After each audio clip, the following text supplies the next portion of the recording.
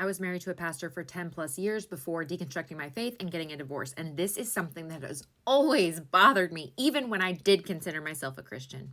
If Jesus is the only way to God, what about the billions of people who lived and died before he ever got here?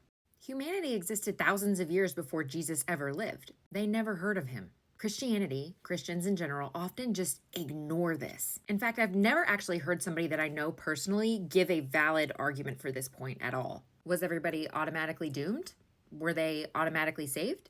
Or maybe is God bigger than just one religion?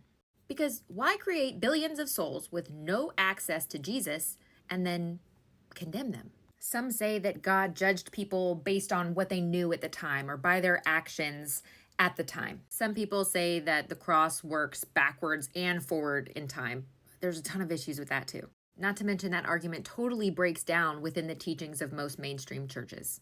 If Jesus' death retroactively saved people, doesn't that mean that salvation is universal and not conditional? Because if salvation works retroactively, why even preach it now?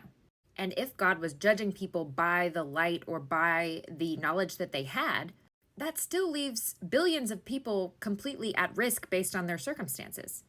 The reality is, this entire system of only through Jesus is flawed. And there are a million questions just like this one that never have added up.